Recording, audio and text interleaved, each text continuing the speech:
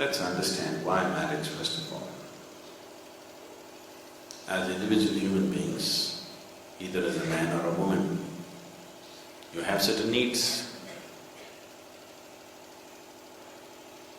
When you are 8 years of age, what's your name? Anusha? Anushka. Huh? Anushka. Okay.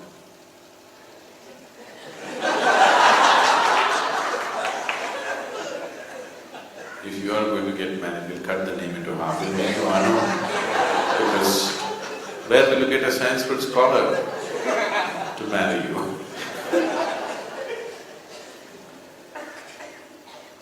So, when you are 8 years of age, if I said, Anu, do you want to get married? But nonsense, isn't it? I mean, it didn't mean anything, the question. Yes? The question didn't mean anything. If I asked you when you were 6, it didn't mean anything. When you were 8, depending upon what kind of family, either it would be a joke, or you would resist it, or you would say yes without really understanding anything about it. If I asked you the question when you were 14, you would be a little shy because you're considering.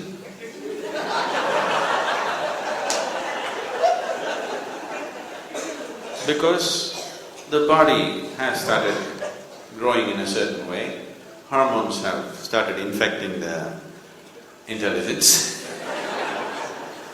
and now you're thinking… When I ask you at 18, depending upon what kind of atmosphere you've grown up in, either it's a clear yes or no, not now, or not at all, depending upon what's happened to you from 14 to 18. Yes? So now it's good, after passing all those stages, now you are asking the question yourself, not me asking you or your parents asking you, you are asking the question yourself. Do I need to marry? So the needs are there. Once you're a human being, there are physical needs, there are emotional needs, there are psychological needs, there are social needs, economic need. All these things are there. People may not want to consciously think about these things because they think their marriage will become ugly if they think about these things. But anyway, it is there. If it's an arranged marriage, somebody else is thinking about it. If you are arranging it yourself, you are definitely thinking about it. Yes or no? All the considerations are there. So, today, for the woman, I'm saying, the world has changed to some extent. For social and economic reasons, she need not necessarily get married unless you just come with a body. You get it? Unless you just come with a body without a brain.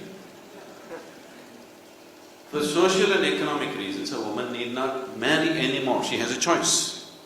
She can take care of her own economics, her own social situations. It was not so. 100 years ago, well, even if you did not have any physical, emotional, psychological needs, just for social and economic reasons, you had to marry.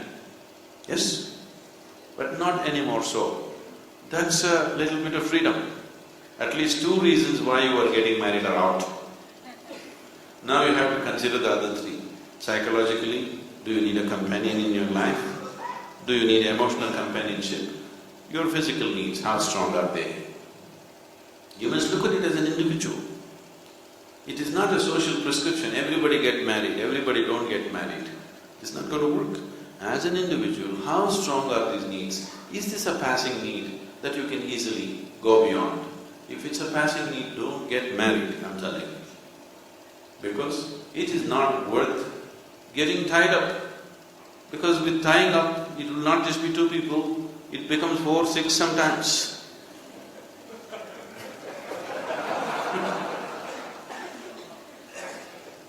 I'm not saying it's wrong. Do you want it? That's a question. Each individual should consider this for himself, not by the social norm. Whatever may be the social trends, that's exactly what I was saying in the beginning. You are turning spiritual only when your choices are 100% you, not because of other forces influencing you, your choices. Is this needed? Now, right now, people have found other kinds of solutions in the West and also very much in India also beginning to happen. Okay, I won't get married, I will just live in. So live in, if you're just living with one person, anyway it is marriage, okay? Whether you have a certificate or not. But if you're thinking you can choose your partners every weekend, then you are causing a serious damage to yourself. Because as your mind has memory, your body has a much stronger sense of memory. The reason why we take you into these kind of spaces, even if you do not understand anything intellectually, why they constantly created spaces of energy and spaces of other kinds of possibilities? Because the body will imbibe and retain it. Body has a very strong sense of memory. Body will imbibe and retain it. You may forget the Himalayas, the body will not forget the Himalayas. Always it will remember. Mentally, you may get dementia and you may lose all memory, but the physical body will carry it on. It will not give up. Just because you lost your memory, you're not going to lose your karmic substance. So physical intimacy always is, traditionally this is called runanubandha. It develops a deep sense of memory, and too many memories like this leads to a certain level of confusion and a certain level of misery. You can clearly see this, you can very clearly see this. People who are loose with their life, they will never know any real sense of joy. They are only like that. You please watch this carefully around you. It is clearly there. People who are very loose with their physical body, they can never laugh totally, nor can they cry totally. They will become like this. Because confusing memories in the physical body in one lifetime will create a lot of impressions like this. So, that is not a solution at all to handle these needs. So either you go into marriage or you don't go into marriage, that you go beyond these needs. But this is something individually you have to look at, how strong is my need. If you want to look at that with clarity, without social influence, it's always best. Let's say you take a month off, stay in the ashram, just meditate. When you make decisions, you must be in a state of clarity, not influenced by anybody. Not by the guru, not by the society, you're not influenced by anybody. Bring yourself to a certain state of clarity. In that clarity, see what is your need, how strong is your need really. If it is not necessary, that's it. Once you make a decision, don't look that way. If you make a decision to go that way, don't look this way. Just do that. One of these things you must do. If you hang around in between, you will remain in a constant state of confusion, this or that. Which is the best thing, which is the best thing? There is no best thing. Wherever, whatever you choose to do, if you put your heart and soul there and make it happen, that's a great thing. It's not the best thing still. Because there is no best thing in the world. If you are really putting yourself into what you're doing, it's a great thing, but it's not the best thing. Best involves other people, isn't it? Best means you have the best deal, means you're better than everybody else. It involves other people. That's a self-defeating process. The moment you try to do the best, you are on a self-defeating process. I'm doing a great thing. This doesn't involve anybody. I'm just walking on the street, I think I'm doing a great thing. I'm not doing the best thing. The yogi is living in the Himalayan cave, he's not doing the best thing, he's doing a great thing for himself. Somebody is married, happily living with his family, he is doing a great thing, he's not doing the best thing. So, don't try to do the best thing, your life will go waste, because it involves the whole world. That means you must be the Alexander the Great to do the best thing. And of course he didn't do the best thing, nor did he do a great thing. Because he's unfit for anything else, we said he's great and dismissed him off. Because he doesn't get into any category of being human.